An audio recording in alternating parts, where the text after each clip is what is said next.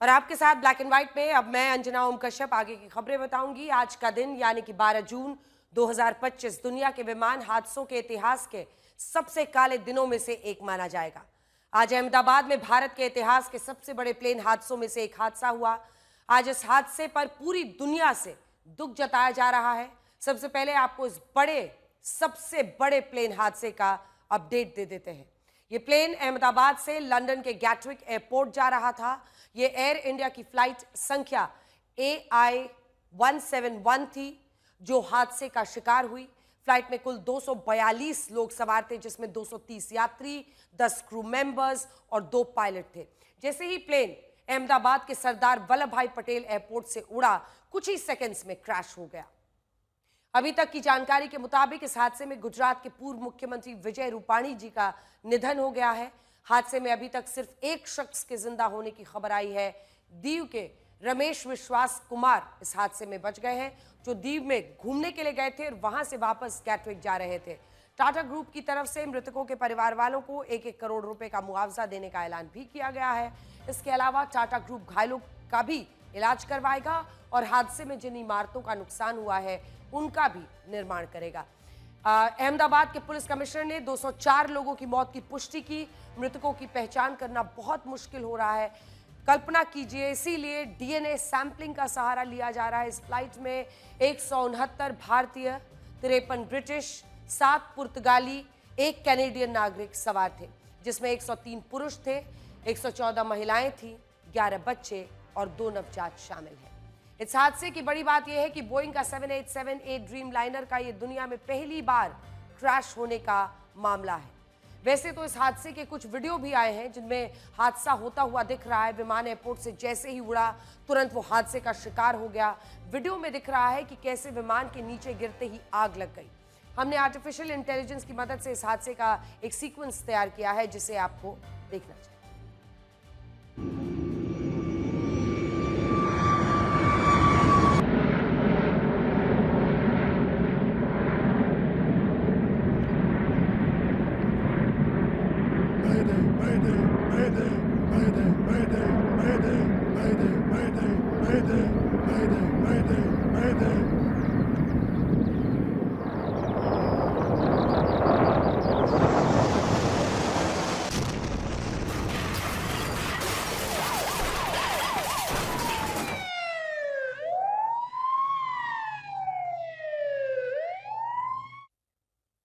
और आइए अब आपको सीधे लेकर चलते हैं। हमारी सहयोगी श्वेता सिंह इस वक्त अहमदाबाद से हमारे साथ जुड़ गई हैं।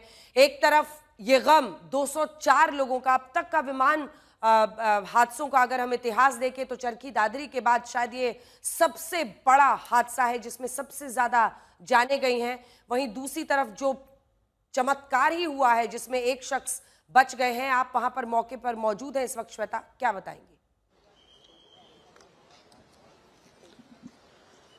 अंजना, मैं बिल्कुल अभी यहाँ पर पहुंची हूँ और मुझे यकीन नहीं हो रहा है देखकर कि ये एक प्लेन का मलबा हो सकता है। बिल्कुल ऐसा लग रहा है जैसे कि श्रेड हो जाता है जब कोई चीज, कोई मेटालिक चीज, तो देखिए उस तरीके का यहाँ पर फौरन यहाँ पर राहत कर्मी लग गए थे। इस वजह से यहाँ पर जल्दी से जल्दी इस पूरे क्षेत्र में आप जितने भी लोगों को यहाँ से निकाला गया है वो सब पूरा हो चुका है लगभग, आप समझिए। लेकिन आगे अभी भी वो कोशिशें जारी हैं। यहाँ पर अंजना, हम चलकर आगे देखते हैं। जिस तरफ मोहसिन आपको दिखा रहे हैं वो मेस वाला एरिया है जहां पर आकर वो प्लेन सबसे पहले घुसा था। और थोड़ा सा और इधर अगर मोहसिन आप आएंगे तो ऊपर जलती हुई आग को भी आप दिखा सकेंगे।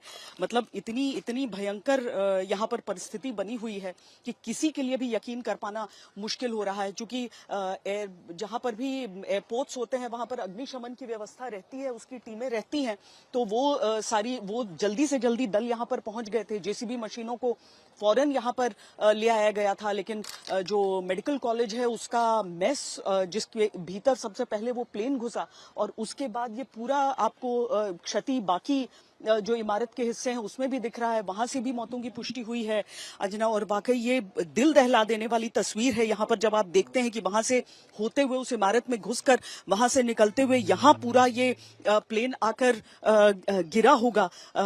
यहीं से लोगों को निकालने का काम चला है, कई बॉडीज को रिट्रीव किया गया है इसमें, और आगे भी अभी आप यहाँ पर एनडीआरएफ एसडीआरएफ की टीमों को देख सकते हैं, गुजरात पुलिस की टीमों को देख सकते हैं, जो हमारे पैरामिलिट्री फोर्सेस हैं उनको देख सकते हैं, सब यहाँ पर मौजूद हैं। और ये बिल्कुल एक ऐसी परिस्थिति, यहाँ पर एक ड्रीम लाइनर, उसका आकार हम समझ सकते हैं, उसकी कल्पना कर सकते हैं कि कितना बड़ा वो होता है, और उसमें जितने भी लोग सवार रहे, एक व्यक्ति वाकई वो एक मतलब जाको राखे साइया वो वाली बात हो जाती है, लेकिन बाकी सब के लिए ये कैसी परिस्थिति रही कि वो टेक ऑफ किया वो विमान और उसके बाद यहाँ पर क्षतिग्रस्त हो गया। आप सब क्या यहाँ के रहने वाले हैं? वॉलंटियर्स आए हैं। अब क्या काम यहाँ पर चल रहा है? तकरीबन मृतदेहों को सारा निकालने का काम तकरीबन पूरा हो गया है अंदाजे से। अभी जो छोटा मोटा जो काम साफ सफाई का है, जो थोड़ा बहुत काम चल रहा है, होपफुली अभी ऑपरेशन बंद होगा, कल सुबह डे लाइट में वापस शुरू होना चाहिए। अब छोटे मोटे जो एविडेंसेस है, जो भी वो सब काम चल रहा है, अभी ब्लैक बॉक्स वगैरह को भी रिकवर करने का ढूंढा जा रहा है जी। वहाँ पे कॉकपिट का भाग है, कॉकपिट का पार्ट वहां है आगे। तो अंजना, जैसे आप देख सकती हैं, यहाँ पर जो आगे का हिस्सा बताया जा रहा है वो कॉकपिट का हिस्सा है, यानी कि विमान इस ओर फेस कर रहा था जिस ओर इस समय हम आपको दिखा रहे हैं, और वहां पर जाकर तो उस हिस्से को अभी भी सर्च करना बहुत आवश्यक हो जाता है, अगर ये समझना है कि क्या हुआ होगा। अगर मेडे का एक कॉल आया है, एटीसी को बोला गया है, तो उसके बाद हुआ क्या, आखिर क्या हो गया कि वो इतना बड़ा विमान जो पूरे चेक्स के बाद एक टेक ऑफ करता है, उसमें किस तरह की चीज हुई, और पूरा आग का गुबार जो था उसे आप चारों तरफ की इमारतों को जला हुआ जब देखते हैं तो उससे आप समझ सकते हैं चारों तरफ की इमारतों में आग लग गया। हर तरफ हमें बस आग से जली हुई ये दीवारें दिख रही हैं, और वो सड़ांध है इस समय उन पूरे जो आग की वजह से जो यहाँ पर क्षति हुई है। अंजना, बिल्कुल, हम लौटेंगे आपके पास, आप हमारे साथ बने रहिए। लेकिन किस बड़े पैमाने पर क्षति उस पूरे इलाके में हुई है और जो विमान की हालत है वो देखकर ही इंसान सिहर जाता है। इंसानों का क्या हाल हुआ होगा हम लोग सिर्फ कल्पना कर सकते हैं। इस हादसे का शिकार 10 क्रू मेंबर्स, 2 पायलट्स भी जो इस पर सवार थे हुए, जिनकी जानकारी भी हमारे पास आ गई है। इस प्लेन के कैप्टन थे पायलट सुमित सभरवाल, जिनके पास 8,200 घंटे का फ्लाइंग एक्सपीरियंस था, अनुभव था। को पायलट थे क्लाइव कुंदर, इनके अलावा इनके पास भी लगभग 1100 फ्लाइंग आवर्स का अनुभव था। इसके अलावा 10 क्रू मेंबर्स भी थे, जिनमें श्रद्धा धवन, अपर्णा महादिक, सैनिता चक्रवर्ती, गांथोई शर्मा, दीपक पाठक, मैथिली पाटिल, इरफान शेख, सिंगसॉन लामुनन थेम, रोशनी सोंगाहारे और मनीषा थापा शामिल थे। अहमदाबाद में एयर इंडिया की फ्लाइट जो है उसने 1:38 को उड़ान भरी थी, जो कि क्रैश हुई है। पीछे की तरफ की तस्वीरें आप देख पा रहे हैं। रेस्क्यू ऑपरेशन जो है वो तेजी से चलाया जा रहा है। जेसीबी मशीन के माध्यम से जो भी दीवार यहाँ पे तोड़ने की जरूरत पड़ रही है उसे तोड़ा जा रहा है, क्योंकि सबसे पहली प्राथमिकता यही है कि प्लेन में जो 242 लोग सवार थे, अगर उसमें से कोई भी जख्मी है तो उसे तुरंत ही निकाल कर उनका रेस्क्यू किया जाए। फिलहाल आप फायर ब्रिगेड की जो टुकड़ी है उसे भी देख पा रहे हैं। पानी छांट कर जो भी आग लगी है उसे बुझाने की जो कोशिश है वो यहाँ पे की जा रही है। मेरे आसपास की तरफ की तस्वीरें आपको दिखाऊंगा। एयर इंडिया का ये प्लेन था और लंदन के लगभग 240 मुसाफिर इसमें शामिल थे, और आप देख पा रहे हैं जो भी स्पेयर पार्ट्स हैं। प्लेन जब क्रैश हुआ तो प्लेन के जो भी अलग अलग हिस्से हैं वो यहाँ पर टूट के गिरे हुए हैं, और लगातार यहाँ पे एम्बुलेंस की जो सायरन है वो सुनाई दे रही है। कोशिश यही की जा रही है कि जितनी जल्द लोगों का रेस्क्यू हो पाए और लोगों को अस्पताल पहुँचाया जा सके। लोगों की जो सुरक्षा है उसे प्राथमिकता दी जा रही है। यहाँ पे BSF समेत SDRF, NDRF और एयरफोर्स की जो टुकड़ियाँ हैं उसे यहाँ पे भेज दिया गया है। कमांडो भी यहाँ पे नजर आ रहे हैं, और खास करके प्राथमिकता यही है कि तत्काल प्रभाव से रेस्क्यू ऑपरेशन जो है वो तेजी से चलाया जा सके। और किस प्रकार का ये बेहद ही डरावना हादसा है, जो लोग यहाँ पे घायल हुए हैं प्लेन क्रैश में, उनको तत्काल यहाँ से रेस्क्यू किया जाए और 200 मीटर की दूरी पर अहमदाबाद सिविल अस्पताल, जो कि एशिया की सबसे बड़ी अस्पताल है, वहाँ ले जाकर उनको सुरक्षित उनका इलाज शुरू कर दिया जाए। कैमरा पर्सन प्रीतेश रावल के साथ अतुल तिवारी, आज तक, अहमदाबाद। तो हमारे तमाम सहयोगी जो अलग अलग वक्त पर अलग अलग जगहों पर पहुंचे, उन्होंने पूरी ग्राउंड रिपोर्ट आपके सामने रखी है। इस हादसे ने सिर्फ विमान में सवार लोगों की जिंदगी ही नहीं छीनी, बल्कि दुर्घटना ने अपनी चपेट में अहमदाबाद के बीजे मेडिकल कॉलेज के MBBS छात्रों और डॉक्टर्स को भी अपनी जद में ले लिया। ये जो तस्वीरें आप देख रहे हैं वो बहुत चौंकाने, हैरान करने वाली है। एयर इंडिया का जो ये बोइंग 787 दुर्घटना के बाद सबसे पहले बीजे मेडिकल कॉलेज की मेस बिल्डिंग में, दरअसल जो कॉलेज है, मेडिकल कॉलेज है, वो तो अलग परिसर में, हॉस्पिटल के परिसर में है, यहाँ पर हॉस्टल था। हॉस्टल की जो मेस बिल्डिंग थी उससे टकराया। इसके बाद अतुल्यम हॉस्टल से ये टकरा जाता है और हॉस्टल में सीनियर रेजिडेंट डॉक्टर्स रहते थे। विमान के टकराने से मेस और हॉस्टल की इमारत भी क्षतिग्रस्त हो गई। कम से कम 50 डॉक्टर्स के घायल होने की बात कही जा रही है। कुछ MBBS डॉक्टर्स की मौत की भी आशंका है। एक वक्त को मन दहल जाता है ये सोचकर भी कि ऐसे युवा डॉक्टर्स थे जो लोगों की ज़िंदगी बचाने में अपनी पूरी जीवन की शिक्षा समर्पित कर रहे थे, लेकिन उन्हीं के साथ ऐसा हादसा हो गया। BJ मेडिकल कॉलेज में DNA टेस्टिंग की व्यवस्था की गई है ताकि मृतकों की अब पहचान हो सके, क्योंकि जो हालत इस विमान की है, यही हम आपको बार बार कह रहे हैं कि जो हालत इस विमान की है, सोचिए इंसानों का क्या होगा। इसीलिए दो बातों पर सबसे ज़्यादा चर्चा हो रही है। एक ये कि DNA टेस्ट करके लोगों की पहचान करनी पड़ेगी ताकि सही शरीर जो है वो परिवार वालों को सौंपा जा सके, सही पार्थिव शरीर। तो वहीं दूसरी तरफ अगर इस मलबे के बीच से, जले हुए मलबे के बीच से, विमान के जर्जर टुकड़ों के बीच से अगर एक शख्स जिंदा बाहर निकला है, विश्वास कुमार रमेश, ये भी एकदम चमत्कार से कम नहीं है। देखिए, हम आपको बता दें, विमान में सवार यात्रियों के परिवार वालों ने से DNA सैंपल मांगा गया है। आज तक संवाददाता ब्रजेश दोषी ने BJ मेडिकल कॉलेज के हॉस्टल से ये रिपोर्ट भेजी है। जिस वक्त ये हादसा हुआ उस वक्त हॉस्टल में ये डॉक्टर्स लंच कर रहे थे, तभी उनके ऊपर ये विमान गिर गया। अहमदाबाद में आज दोपहर जो भीषण हादसा हुआ और जितने लोगों की जाने गई, उससे ज़्यादा खराब स्थिति उन लोगों की हुई कि जहां पे प्लेन गिरा। हम अभी BJ मेडिकल हॉस्पिटल जो हॉस्टल है उसके मेस में है, जहां पे लोग खाना खा रहे थे। थालियां भी ऐसी की ऐसी रह गई हैं। आप जहां भी नज़र डालें, जो भी टेबल पे नज़र डालें, यहाँ पे लोग खाना खा रहे थे। कुछ में कुछ ऐसे इंटर्न डॉक्टर्स थे, कुछ परिवार के साथ थे, जिनके ऊपर ये कहर बन के टूटा। यहाँ पे जो हालत है, देखिए थालियों में खाना अभी भी पड़ा हुआ है। खाना खा रहे लोगों के ऊपर प्लेन गिरा, उसके बाद की क्या स्थिति हुई होगी कल्पना करना जो है वो बेहद ही मुश्किल है।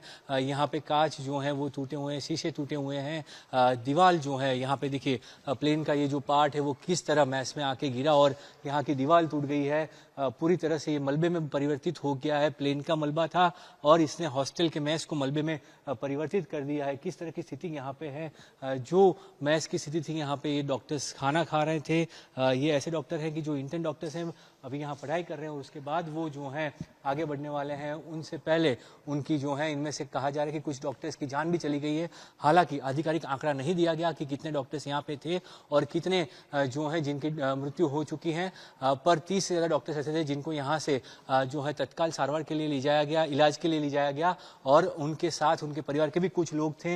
ये स्थिति दिखाती है कि क्या हुआ होगा उस हादसे के वक्त, किस तरह की स्थिति रही होगी, लोग कैसे भागे होंगे और जो जिनके हाथ में खाना था वो खाने के टेबल पे ही जो है उन्होंने अपनी आखिरी सांस ली होगी।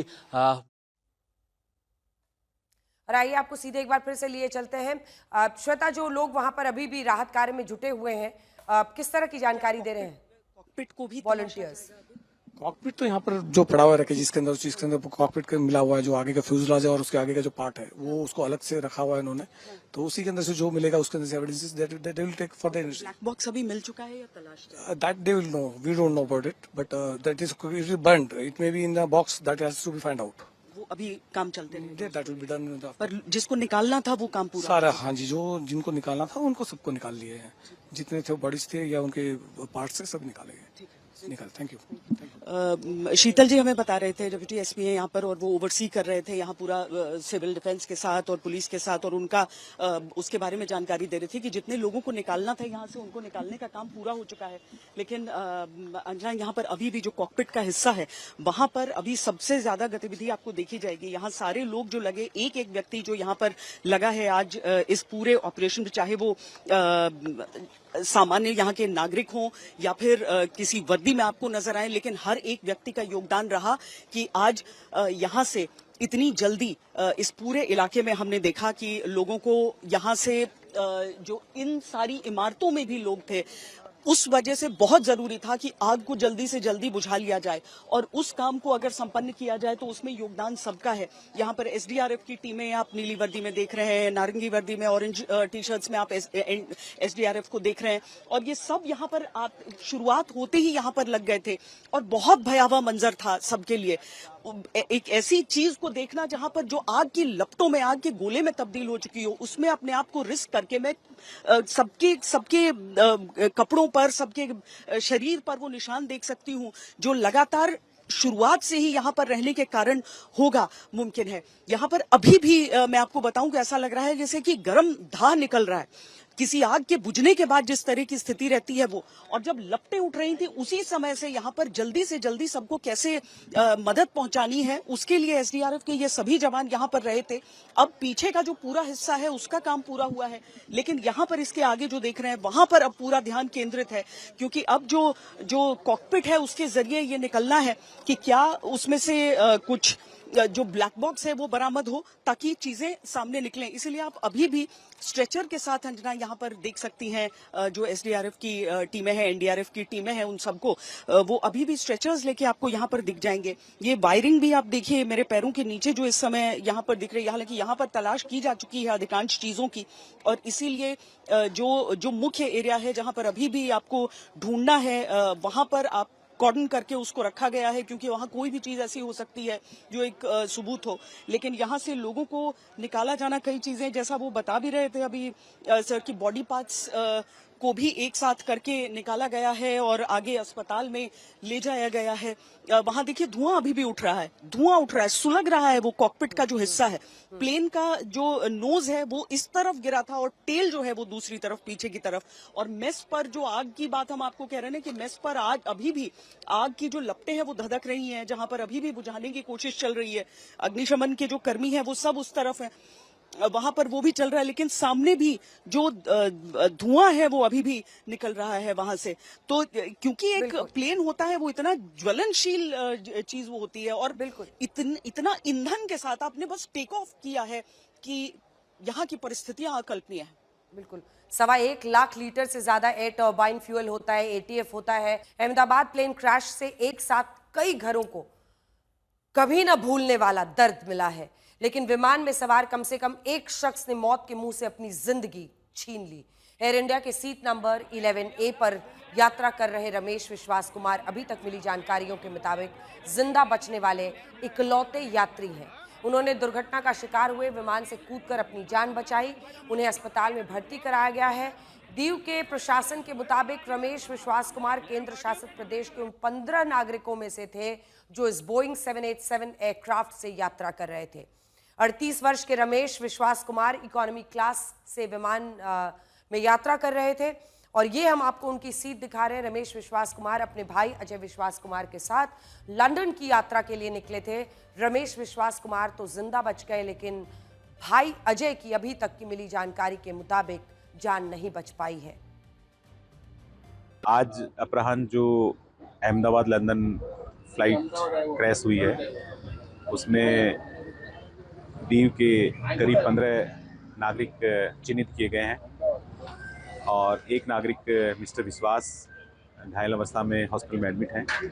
दीव प्रशासन ने उनसे संपर्क कर लिया है। ये परिवार जिन्होंने अपने सदस्यों को खोया है वो भी अहमदाबाद पहुंच चुके हैं और हम सब की कोशिश है कि इस दुख की घड़ी में पूरा दमन दीव दादरा नगर हवेली प्रशासन उनके साथ है और हम पूरी कोशिश करेंगे कि उनको हम मजबूत करें। और अब सवाल है कि इस हादसे का कारण क्या रहा होगा। सारी चर्चा इसी सवाल पर अटक रही है कि ऐसा क्या हुआ कि सिर्फ कुछ ही सेकंड में ये विमान क्रैश हो गया। इसे पूरा विस्तार से जरा समझते हैं। विमान हादसे का सबसे बड़ा कारण होता है इंजन का फेल हो जाना। ऐसे यात्री विमान में 2 इंजन होते हैं और अगर एक इंजन फेल होता है तो भी दूसरा इंजन काम करता है, विमान सुरक्षित रहता है। इसीलिए इस केस में ये असंभव माना जा रहा है कि यह हादसा विमान के इंजन फेल होने से हुआ होगा, क्योंकि टेक ऑफ के 5 मिनट के अंदर दोनों इंजन का, 5 मिनट भी नहीं, लगभग 1:39 पर हुआ है, 2 मिनट के अंदर सब कुछ हुआ। 2 मिनट के अंदर दोनों इंजन का फेल हो जाना बताया जा रहा है कि बहुत मुश्किल लगता है। विमान हादसे का दूसरा जो बड़ा कारण होता है वो है बर्ड हिटिंग, यानी कि अगर कोई चिड़िया या वस्तु विमान से टकरा जाए तो प्लेन में आग लग जाती है, वो क्रैश हो जाता है। लेकिन अब ये विमान नीचे गिर रहा है तो इसमें कहीं ऐसा नहीं दिख रहा कि उसमें आग लगी हो। जो एक्सपर्ट हमारे साथ बैठे थे उन्होंने ये भी कहा था कि एक विंग पर अगर बर्ड हिट भी करता है तो विमान आपको थोड़ा सा इम्बैलेंस होता हुआ दिखेगा, लेकिन ऐसा भी कुछ होता हुआ नहीं दिख रहा है। अचानक वो धीरे धीरे डिसेंट करने लगता है और सीधा गिर जाता है। नीचे गिरने के बाद ब्लास्ट होता है। हादसे का तीसरा कारण होता है टेक्निकल फॉल्ट, यानी तकनीकी खामी। अब ये तकनीकी खामी कुछ भी हो सकती है, जैसे फ्लाइट के टेक ऑफ से पहले उसकी पूरी जांच होती है, उसके बाद ही प्लेन उड़ान भरता है। इस केस में टेक्निकल फॉल्ट ही हादसे का कारण बताया जा रहा है, क्योंकि पायलट ने आखिरी समय पर यह कहा था कि उन्हें थ्रस्ट नहीं मिल रहा है। और प्लेन हादसे का एक और कारण होता है जिसे अंग्रेजी में स्टॉल कहते हैं।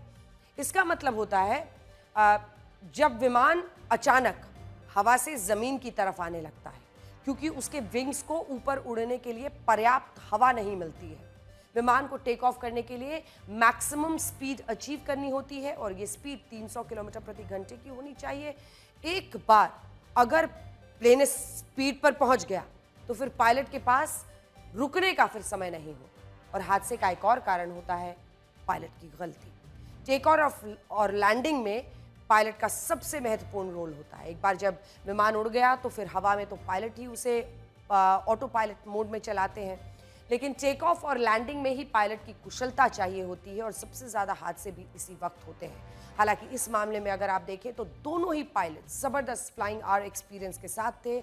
जो कैप्टन सुमित सबरवाल थे उनके पास 8,200 फ्लाइंग आवर्स का एक्सपीरियंस था, जो कि अच्छा माना जाता है, बहुत अच्छा माना जाता है। उनके को पायलट का भी 1100 फ्लाइंग आवर्स का एक्सपीरियंस था।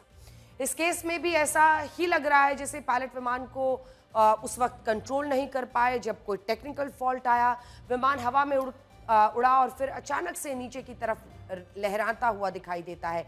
नीचे गिरकर, एक बार दिखा दीजिए तस्वीरें, आग के गोले में बदल जाता है। अब ये तो जांच के बाद ही पता चलेगा कि इस हादसे की आखिर वजह क्या थी, लेकिन टेक ऑफ के फौरन बाद आप देखिए अचानक विमान नीचे की तरफ मेडे कॉल करते हैं कैप्टन सुमित सबरवाल, और उसके बाद जब विमान गिरने लगता है, यहाँ के बाद मतलब अभी तो जैसे एयरपोर्ट के पूरे कैंपस से वो बस निकले ही थे, उसके बाद से ही डिसेंट शुरू हो जाता है, यानी नीचे की तरफ आना, और फिर पूरी तरह से क्रैश कर जाता है। और एक बार ड्रीम लाइनर 787 जमीन छू ले, गिर जाए, क्रैश कर जाए तो 1.25 लाख से ज़्यादा का जो एयर टर्बाइन फ्यूल है, 1.25 लाख लीटर से ज़्यादा का, उसके फटने से जिस तरह का विस्फोट हुआ है वो वीडियो आप देख रहे हैं।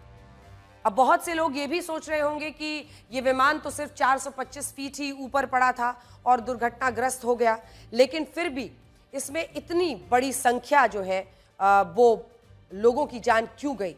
इसकी वजह है इस विमान का फ्यूल। असल में इस विमान में इतना ज़्यादा फ्यूल था कि एक उड़ता हुआ आग का गोला बन गया। ये बोइंग का 787-8 ड्रीम लाइनर विमान था, जिसे डायरेक्ट अहमदाबाद से लंदन के गैटविक एयरपोर्ट जाना था। ये फ्लाइट 9 घंटे 45 मिनट की थी और इस दौरान इस विमान को 6,800 किलोमीटर की दूरी तय करनी थी। इसीलिए इस विमान में पूरा फ्यूल था, मतलब पूरी तरह से पैक। जब आप इंटरनेशनल फ्लाइट के लिए जाते हैं, लंबी दूरी के लिए जाते हैं, लगभग 9.25 साढ़े 9 घंटे की ये फ्लाइट थी, ऐसे में पूरा फ्यूल भरा जाता है। जानकारी के मुताबिक इस विमान की टोटल फ्यूल कैपेसिटी 1,26,000 लीटर से भी ज़्यादा की है और इसे लंदन तक यात्रा के लिए करीब 55,000 लीटर फ्यूल की ज़रूरत थी।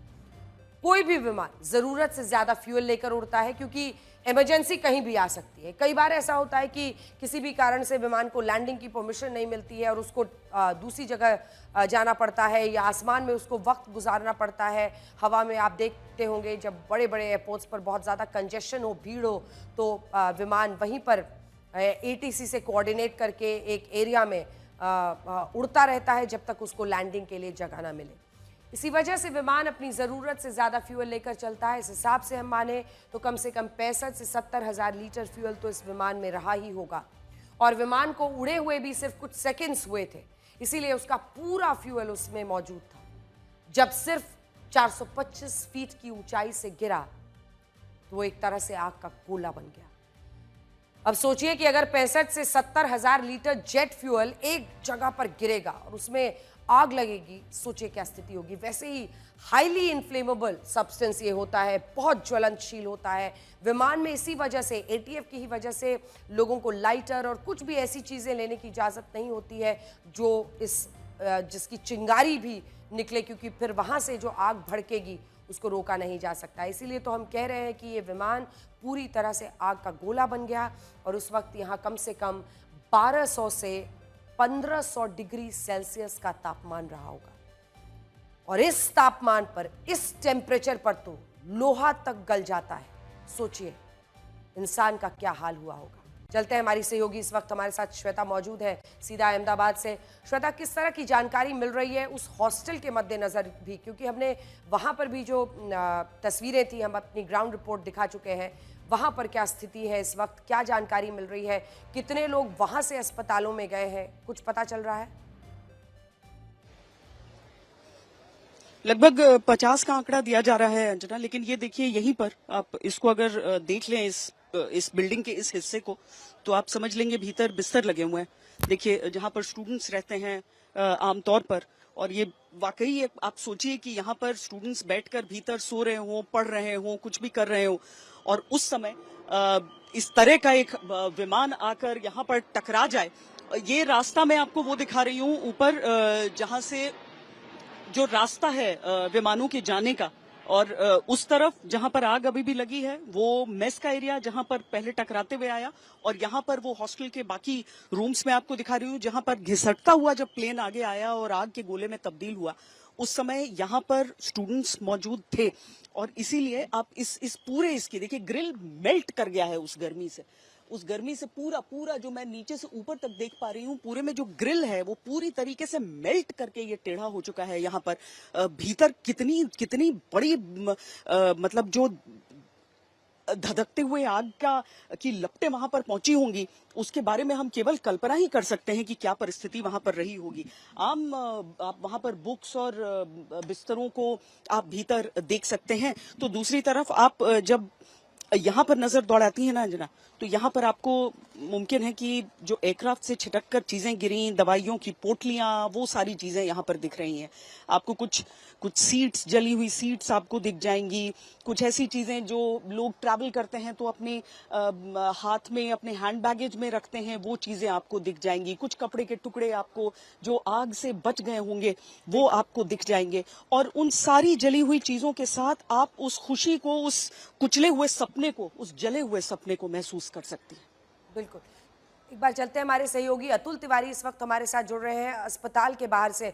अतुल, अस्पताल से आधिकारिक जानकारी का इंतजार हम लोग कर रहे थे। आपने पहले ही बताया है कि अब तो प्रक्रिया बहुत लंबी हो चुकी है, क्योंकि कई ऐसे मतलब जो लोगों के पार्थिव शरीर हैं उनको पहचानना मुश्किल हो रहा है। जिस तरह की आग की लपटें वहां पर थी, डीएनए सैंपल से लोगों को की पहचान की जाएगी, एक लंबी प्रक्रिया चलेगी।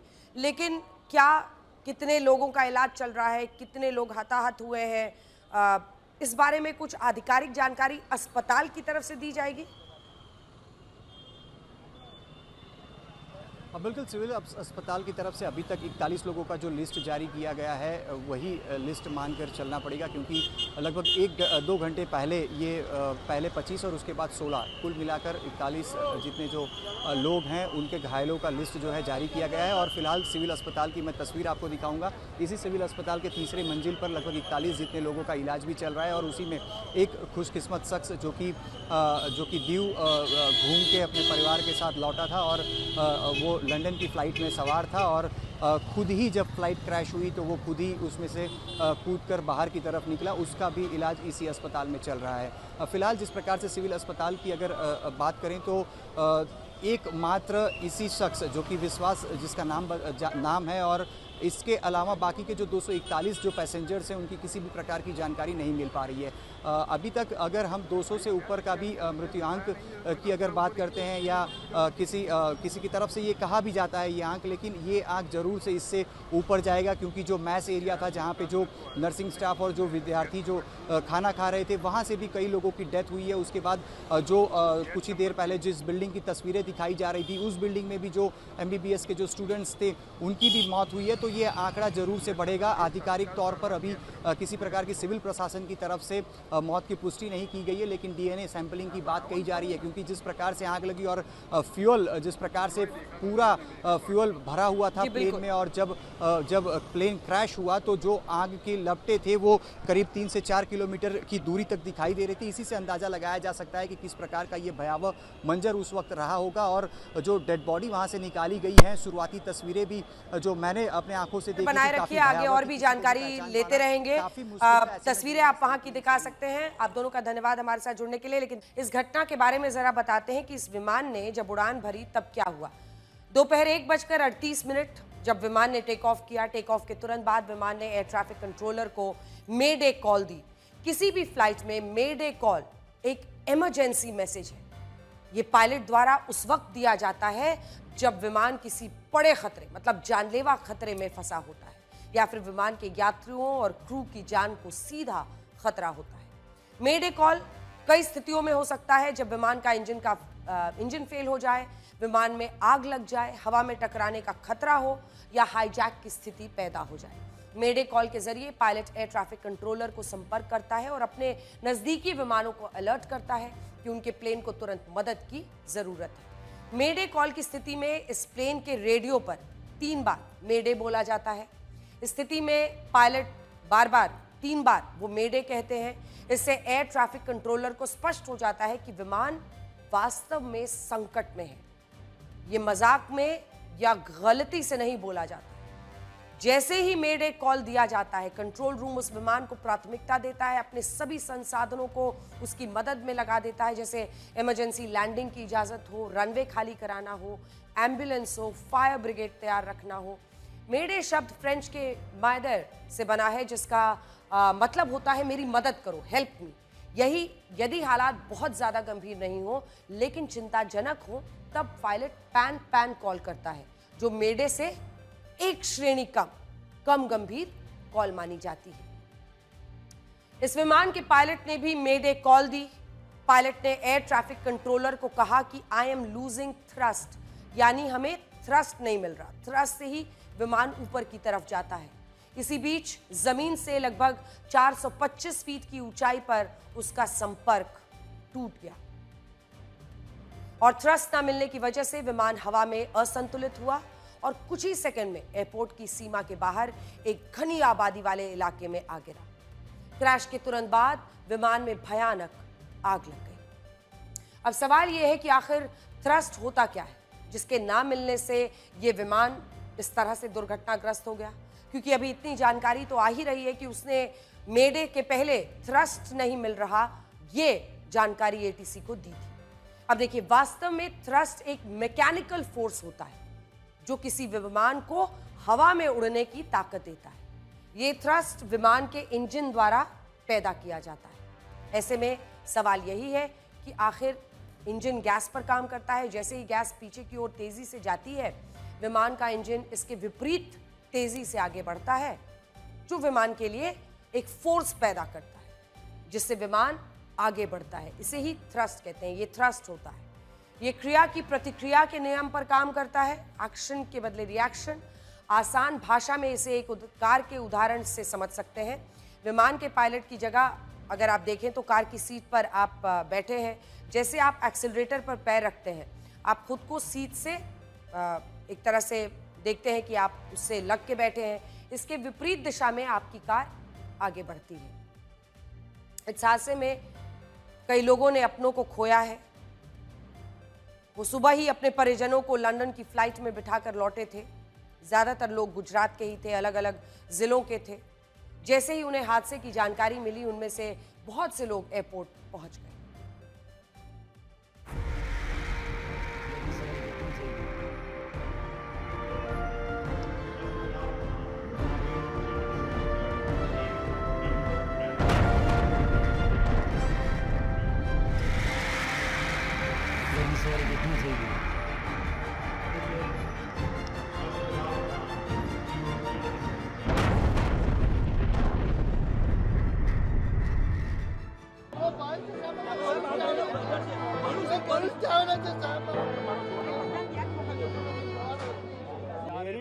बनेवी मेरा सिस्टर दोनों है अंदर और हमको जाने नहीं दे रहे, सारे रास्ते ब्लॉक कर दिए हैं हमारे इधर से। नहीं वो लंदन जा रहे थे क्या? किस तरह? लंदन जा रहे थे वो। 111 नंबर 110 नंबर की टिकट कंफर्म है उनकी। अभी तक किस तरह से पूरा भाई साहब आपको हाँ। मालूम पड़ा क्या? किस तरह से आपको पता चला? मेरी भांजी है, हम लंदन, वो वहाँ जा रहे थे। भांजी ने फोन किया, मम्मी पापा उस फ्लाइट में है, तो हम इधर नरोड़ा से सीधा दौड़ के इधर आए हैं। अभी तक किस तरह से आपको उनके पता चला क्या? किस तरह से? मेरी भांजी ने लंदन से हमें फ़ोन किया, मेरी मम्मी और पापा दोनों फ्लाइट में बैठे हुए, तो हम तुरंत इधर आ गए। पर इधर आते आते तो 1-1.5 घंटा तो रोड पे घूमते रहे। बोलते इधर मत खड़ी रखो, इधर खड़ी मत रखो। अरे हम यहाँ हमारे परिवार को देखने आए, घूमने नहीं आए। हमारी बहन जा रही थी 1 बजे जा रही थी। 1:10 की फ्लाइट थी और जा रही थी लंदन। तो लंदन जाने से पहले ही क्रैश हो गया प्लेन। कितने लोग थे अंदर? तीन। कौन कौन था अंदर? वो हमारा भाई है, वो भाई की बेबी है, भतीजी है मेरी, वो भी साथ में? वो भी साथ में 6 साल की है। अभी उनका कुछ पता चल पाया आपको? नहीं, कुछ भी नहीं। पर मेरी सिस्टर की शादी वहाँ पे कराई थी, वो अभी यहाँ से रिटर्न जा रहे थे। अभी कुछ मैसेज मिला नहीं है, हमारे को पता चाहिए बस कि हमारे जीजू कहाँ पे अभी तक।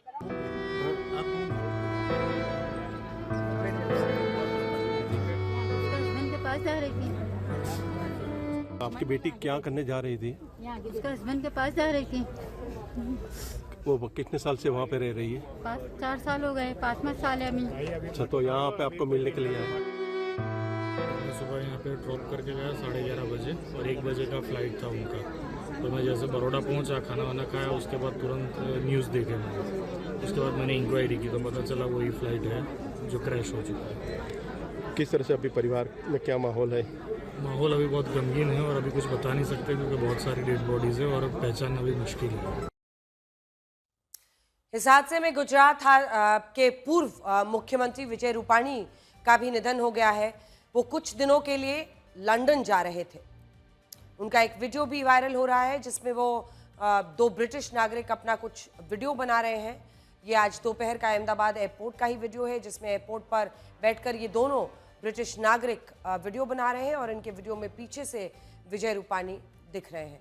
हादसे में इन दोनों ही ब्रिटिश नागरिकों की भी मौत हो गई। हादसे में विजय रूपाणी जी भी नहीं बच पाए, इसकी पुष्टि खुद केंद्रीय जल शक्ति मंत्री CR पाटिल ने की है। सभी दिवंगत आत्माओं को शांति मिले उसके लिए प्रार्थना करते हैं। उनके जो स्वजन हैं उनके ऊपर जो आपत्ति आ पड़ी है, भगवान उनको शक्ति दे, ऐसी प्रार्थना करता हूँ। और हमारे लिए तो हमारे नेता पूर्व मुख्यमंत्री श्री विजय भाई रूपाणी भी इसी फ्लाइट में अपने परिवार को मिलने के लिए जा रहे थे, वो भी इस हादसा का शिकार हुए हैं।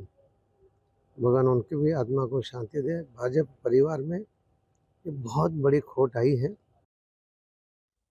बोइंग 787 विमानों को लेकर कई तरह की शिकायतें आती रही हैं। अमेरिकी अखबार द न्यूयॉर्क टाइम्स ने अमेरिका के फेडरल एविएशन एडमिनिस्ट्रेशन के हवाले से एक हैरान कर देने वाली जानकारी दी है।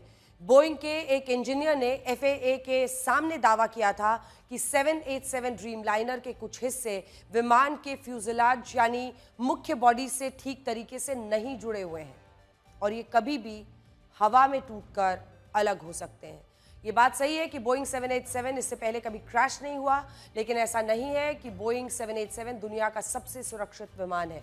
अहमदाबाद में बोइंग 787 के साथ जो हादसा हुआ है उसका कारण थ्रस्ट का ना मिलना था, जिससे विमान स्टॉल की स्थिति में आ गया, यानी हवा में ऊपर उठने के बजाय वो नीचे गिरने लगा। बोइंग 787 के साथ ये समस्या पहली बार नहीं हुई है। पिछले कुछ महीनों में बोइंग 787 ड्रीमलाइनर में इस तरह की समस्या देखने को मिली है, जिसमें प्लेन हवा में ही अचानक कई फीट नीचे गिर गई है। 10 जनवरी 2025 को कतार एयरवेज के बोइंग 787 में भी गंभीर समस्या आ गई थी। ये विमान दोहा से डेनमार्क जा रहा था। उड़ान के समय हवा में ही ये विमान अचानक से 3000 फीट प्रति मिनट की रफ्तार से 850 फीट तक नीचे गिर गया। गनीमत तब ये थी कि जल्दी ही ये स्थिति संभल गई, नहीं तो बड़ा हादसा हो सकता था। इसी तरह से 23 जनवरी 2025 को यूनाइटेड एयरलाइंस का बोइंग 787 हवा में अचानक 175 फीट नीचे गिर गया। ये विमान नाइजीरिया के लागोस से वॉशिंगटन डल्स के लिए जा रहा था, ड्यूल्स के लिए। इस घटना में 6 यात्रियों को गंभीर चोटें भी आई थी। यानी स्टॉल की स्थिति, थ्रस्ट का ना मिलना बोइंग 787 के लिए नई बात नहीं है। इसके अलावा बोइंग अपनी घटिया बैटरियों की वजह से भी विवादों में रह चुका है।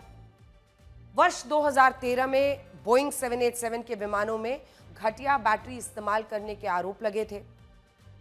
दरअसल विमानों में इस्तेमाल की गई बैटरी में ओवर हीटिंग और आग लगने की समस्या आ रही थी, जिससे बड़े हादसे की आशंका थी। इसी वजह से पूरी दुनिया में बोइंग 787 विमानों को करीब 3 महीने तक उड़ने नहीं दिया गया। 3 महीने तक तमाम जो बोइंग 787 है उसे लोगों की जिंदगी पर एक बड़ा खतरा बनाकर इनको उड़ने से ही पूरी तरह से रोक दिया गया था। कई डॉक्यूमेंट्रीज बनी थी इसके सेफ्टी स्टैंडर्ड्स को लेकर, इसमें जो असुरक्षा के कुछ कारण हैं। वर्ष 2013 में लंदन के हीथ्रो एयरपोर्ट पर इथियोपियन एयरलाइंस के बोइंग 787 में अचानक आग लग गई थी। जांच में पता चला कि आग लगने की वजह विमान की बैटरियां थी। पिछले साल देखिए अमेरिका के अलास्का में 16,000 फीट की ऊंचाई पर उड़ रहे बोइंग 737 विमान का दरवाजा टूटकर गिर गया था। गनीमत यह थी कि इस फ्लाइट में उस दरवाजे के पास वाली कुछ सीट्स पर कोई बैठा नहीं था। इस हादसे ने बोइंग 737 विमान में बैठे यात्रियों को बुरी तरह से डरा दिया था। इसके बाद बोइंग कंपनी को लेकर गंभीर सवाल उठने लगे थे। अब देखिए अक्टूबर 2018 में बोइंग 737 इंडोनेशिया के जावा समुद्र में क्रैश कर गया था। इस हादसे में 189 यात्रियों और 13 क्रू मेंबर्स की मृत्यु हो गई। वर्ष 2019 में इथियोपिया में बोइंग 737 टेक ऑफ के तुरंत बाद अचानक हादसा ग्रस्त हो गया था। इसमें 157 लोग मारे गए थे। इस हादसे की जांच में पता चला कि विमान में खराब सेंसर्स का इस्तेमाल किया गया था। बोइंग ने भी प्लेन हादसों में विमान की कमी को स्वीकार किया था खुद, जिसके बाद एक्शन की बात हुई। इसके बाद अमेरिका की फेडरल एविएशन एडमिनिस्ट्रेशन ने बोइंग पर बाकायदा जांच बैठा दी। इस मामले की अभी भी कोर्ट में सुनवाई चल रही है, लेकिन जुर्माने और सेटलमेंट के तौर पर बोइंग 9,266 करोड़ रुपए देने के लिए तैयार हो गया। इसमें एक बड़ा हिस्सा उन पीड़ित परिवारों को दिया जा सकता है जिन्होंने बोइंग की गलती की वजह से अपनी परिवार के सदस्य की जान गंवाई थी। लेकिन इससे आगे की सुरक्षा का क्या? बोइंग के विमानों में खामियों और खराब क्वालिटी के पार्ट्स इस्तेमाल होने की शिकायतों को लेकर अमेरिकी फेडरल एविएशन एडमिनिस्ट्रेशन ने 89 ऑडिट्स किए, जिसमें से 33 में बोइंग कंपनी फेल हो गई। यानी फेडरल एविएशन एडमिनिस्ट्रेशन ने अपने ऑडिट में यह पाया कि बोइंग अपने विमानों को बनाते वक्त गुणवत्ता पर ध्यान ही नहीं देता। लोगों की जिंदगी दांव पर लग रही है। अमेरिकी विमान कंपनी बोइंग पिछले 100 सालों में विमान बना रही है, लेकिन पिछले 4 दशक से बोइंग के विमान हवाई यात्रा को खतरनाक बना रहे हैं। पिछले कुछ वर्षों से बोइंग के विमान की गुणवत्ता पर गंभीर सवाल उठ रहे हैं। और ये जो विमान है ये 2009 में पहली बार शुरू हुआ था। 2011 से इसने कमर्शियल उड़ान भरना बोइंग 787 ने शुरू किया था। दुनिया के कई देशों की एयरलाइन कंपनियों ने बोइंग पर आरोप लगाए कि वो अपने विमानों के में खराब पार्ट्स का इस्तेमाल करते हैं। अब ये कितनी चिंताजनक बात है, आप इसकी बस कल्पना कीजिए। लोगों की जिंदगी और उसके साथ ऐसा खिलवाड़। बोइंग कितनी खराब गुणवत्ता के पार्ट्स का इस्तेमाल करता है, इस पर वर्ष 2019 में सबसे बड़ा विवाद खड़ा हो गया। बोइंग के क्वालिटी कंट्रोल इंजीनियर जॉन बर्नेट ने मीडिया को बताया था कि बोइंग कंपनी ने अपने 787 ड्रीमलाइनर को बनाने में जल्दबाजी की थी, इसलिए खराब पार्ट्स का इस्तेमाल किया था। 171 दुर्घटनाग्रस्त हुई और कई पैसेंजर इसके अंदर हताहत होने की संभावनाएं हैं। इस घटना से पूरा देश क्षुब्ध है और पूरा देश एक साथ पूर्ण संवेदनाओं के साथ ये जो दुर्भाग्यपूर्ण हादसे में हादसे में पैसेंजर हताहत हुए हैं, इनके परिजनों के साथ खड़ा है। सबसे पहले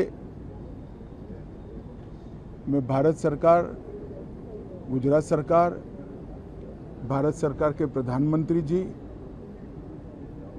और गुजरात सरकार की ओर से भी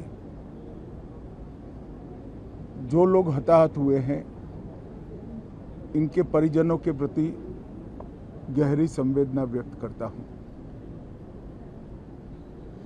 10 ही मिनटों में हादसे के भारत सरकार के पास सूचना पहुंची। तुरंत ही मैंने मुख्यमंत्री जी, यहाँ के गृह मंत्री, होम डिपार्टमेंट के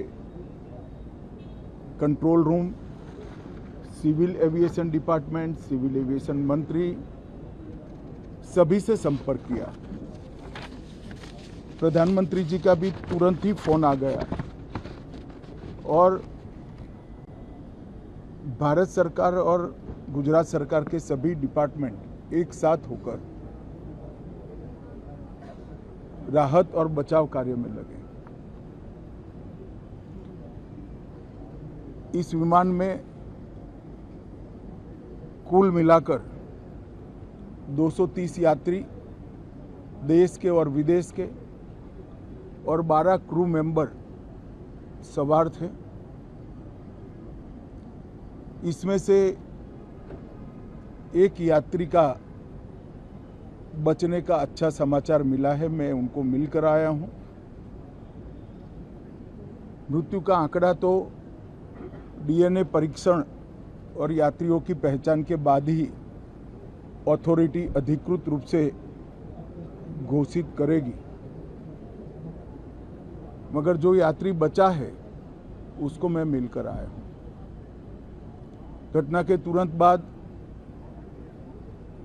गुजरात सरकार ने बहुत त्वरा से डिजास्टर मैनेजमेंट की सारी इकाइयों को अलर्ट करते हुए, चाहे हेल्थ डिपार्टमेंट जो हो, चाहे फायर ब्रिगेड हो, चाहे पुलिस विभाग हो, भारत सरकार की भी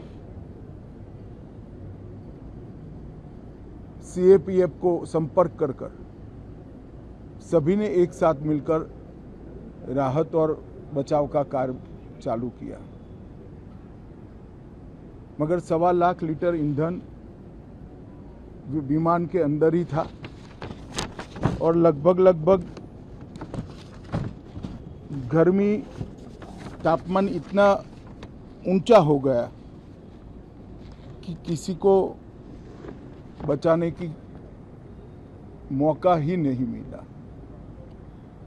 अब मैं घटना स्थान पर भी जाकर आया हूं। सारे यात्रियों के मृतदेह को बाहर निकालने का काम लगभग समाप्त हो चुका है। जितने यात्रियों के परिजन यहां पहुंच चुके हैं, वो सबका डीएनए लेने की कार्यवाही भी 2-3 घंटों में समाप्त हो जाएगी।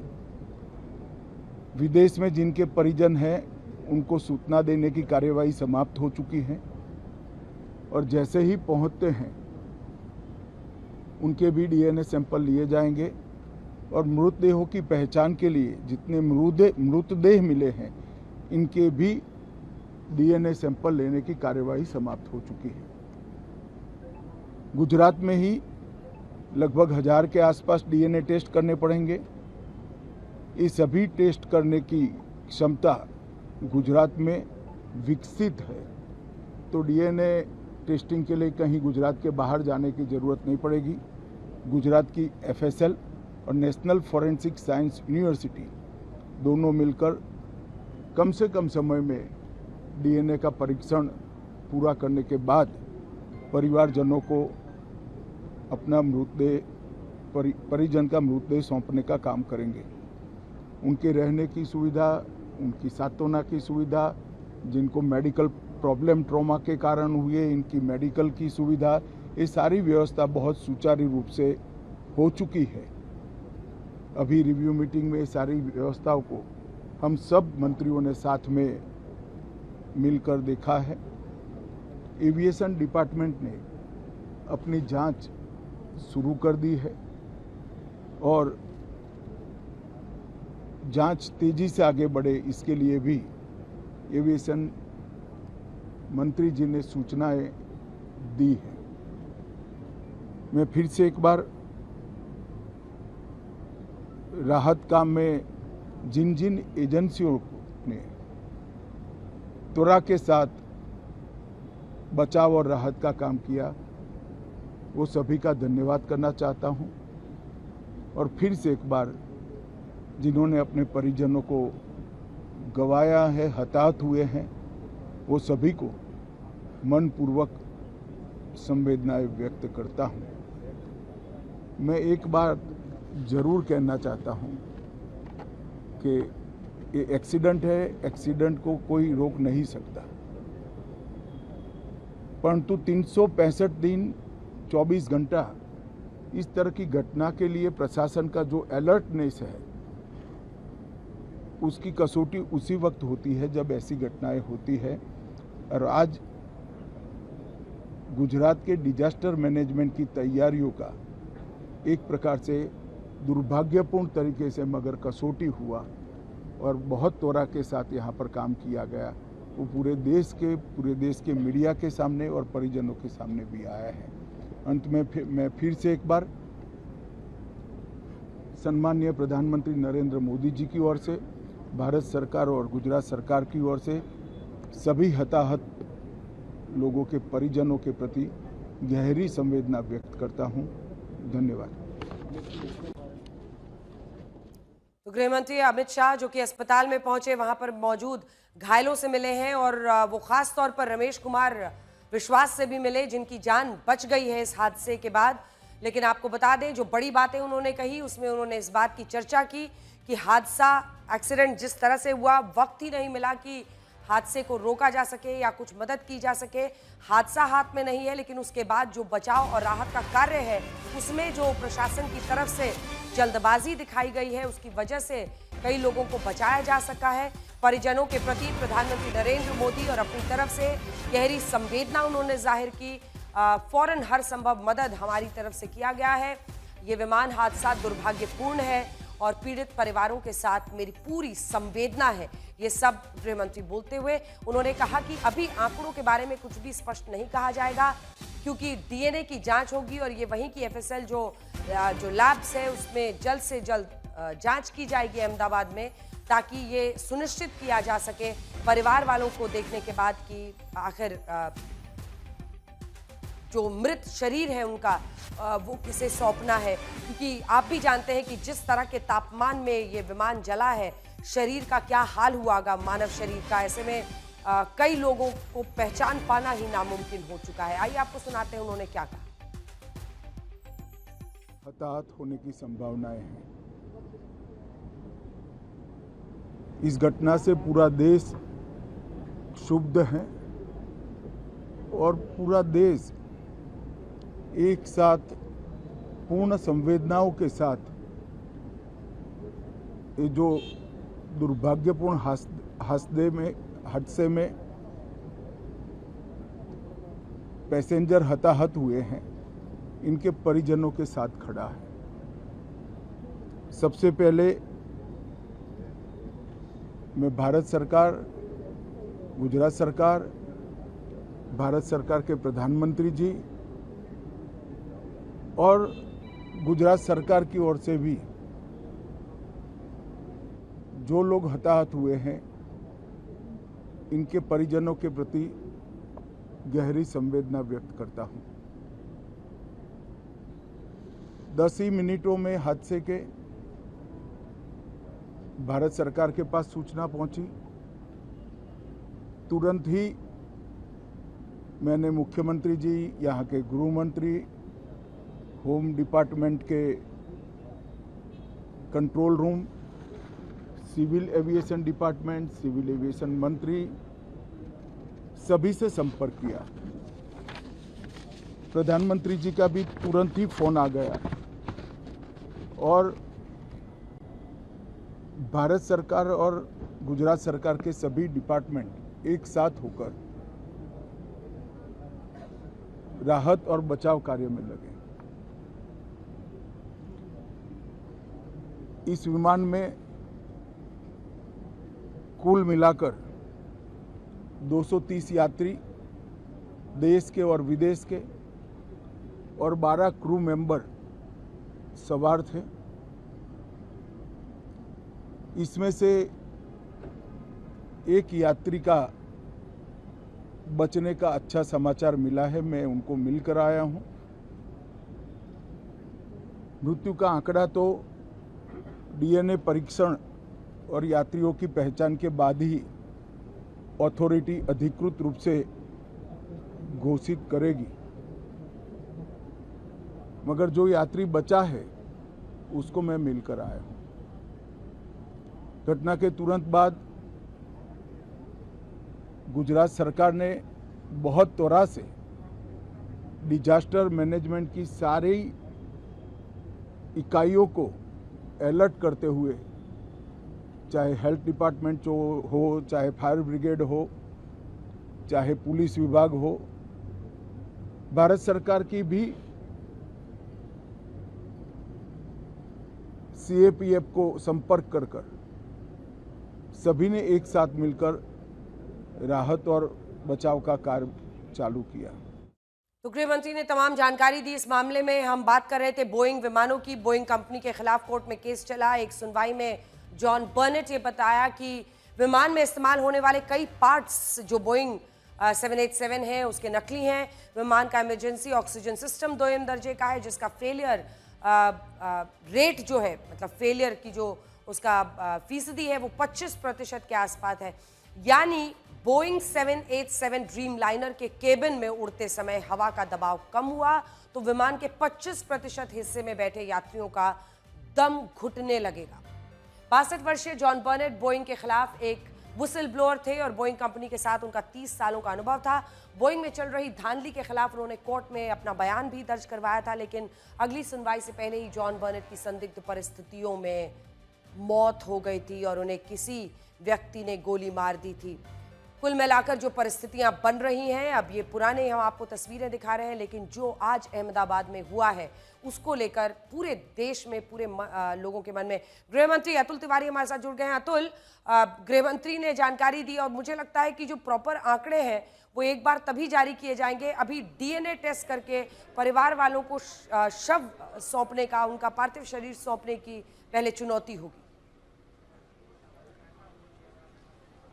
बिल्कुल, गृह मंत्री अमित शाह ने सीधे तौर पर अपनी संवेदना जो भी मृतक हैं उनके परिवारजनों के लिए व्यक्त की है और जिस प्रकार से पहले भी ये बात स्पष्ट हो चुकी है कि डीएनए सैंपलिंग किया जाएगा, उसी के बाद जो भी पार्थिव देह हैं उनको उनके परिवारजनों को सौंपा जाएगा।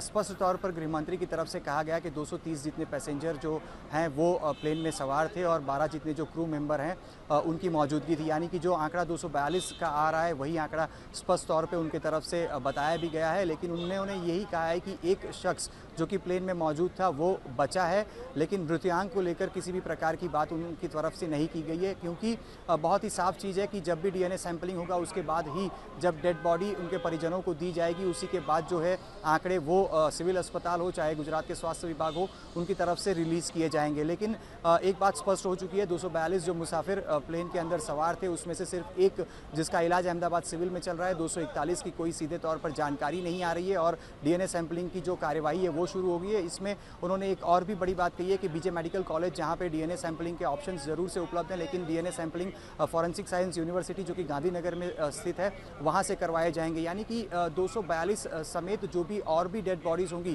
क्योंकि जहां पे प्लेन क्रैश हुआ वहां जो मैच थी वहां पे कुछ नर्सिंग के कर्मचारी और जो विद्यार्थी थे एमबीबीएस के वो भी मौजूद थे, उनकी भी डेथ हुई है। उसके अलावा प्लेन क्रैश होने के बाद जिस बिल्डिंग से जाके टकराया वहाँ पे भी कुछ मेडिकल के स्टूडेंट्स रहते थे, उनकी भी मौत हुई है। यानी कि ये आंकड़ा और भी बढ़ सकता है, लेकिन आधिकारिक तौर पर किसी भी प्रकार का आंकड़ा अभी तक जारी नहीं किया गया है। और ये जारी करना बहुत ही मुश्किल इसलिए भी है क्योंकि जो भी डेड बॉडीज़ वहाँ पे लगभग 1:40 को जब ये हादसा हुआ, जब ये दुर्घटना हुई, उसके बाद जब मैं 2:15 के आसपास क्रैश स्पॉट पे पहुंचा था, उसके बाद जो भी डेड बॉडी वहाँ से निकाली जा रही थी, देख पाना मुश्किल हो रहा था, उनको पहचान पाना काफ़ी मुश्किल हो रहा है। तो ऐसे में डीएनए सैंपलिंग के बाद ही ये पता चलेगा। अतुल, एक बात बताइए, जो परिवार वाले वहाँ पर पहुँच रहे हैं, अतुल, जो परिवार वाले वहाँ पर पहुँच रहे हैं, उसके लिए क्या मैकेनिज्म बनाया गया है? अगर संक्षिप्त में 2 लाइन में आप बताएं कि वो कहाँ पर, क्या उनके लिए कोई हेल्प डेस्क है, क्या तरीका अपनाया जा रहा है? क्योंकि एक तो शोकाकुल इतने होंगे वो, इसी के साथ अस्पताल के अंदर कोई नहीं जा सकता है,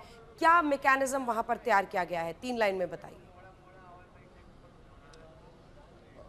देखिए, सिविल अस्पताल के बिल्कुल पीछे की तरफ बीजे मेडिकल कॉलेज आई हुई है, वहीं पे सैंपलिंग के लिए एक जो कक्ष है वो रेडी कर दिया गया है और परिवारजनों को वहीं पे पहुंचकर अपने डीएनए सैंपलिंग देने के लिए कहा गया है। लेकिन ये जो परिवारजन है उनमें काफ़ी आक्रोश देखा जा रहा है और उनके साथ शायद अभी ऐसी स्थिति भी नहीं है कि बात की जाए, क्योंकि लगातार कुछ ऐसी भी खबरें आ रही हैं कि कुछ लोगों के साथ वहाँ पर कुछ कहासुनी परिवारजनों के साथ भी हो रही है, क्योंकि स्वाभाविक सी बात है, क्योंकि उनके साथ जो परिस्थितियाँ हुई हैं ऐसी, इस हालात में वो कुछ बोलने के लिए भी सक्षम नहीं है फिलहाल। जी, धन्यवाद आपका इस तमाम जानकारी के लिए। लगातार अपडेट्स आपसे लेते रहेंगे। अपने दर्शकों को हम बता रहे हैं, शोकाकुल पूरा देश है, पूरा देश स्तब्ध है उन परिवार वालों के साथ है जिन्होंने अपने को खोया है। चरखी दादरी के बाद ये देश में सबसे बड़ा विमान हादसा है जिसमें सबसे ज्यादा लोगों के मारे जाने की आशंका है। अहमदाबाद विमान हादसे में मौत को हराने वाले रमेश विश्वास कुमार के लिए आज का विचार समर्पित है। मौत सत्य है, लेकिन जिंदगी सबसे बड़ी है, तभी तो मौत को हराकर आज भी वो जिंदा खड़ी है। नमस्कार।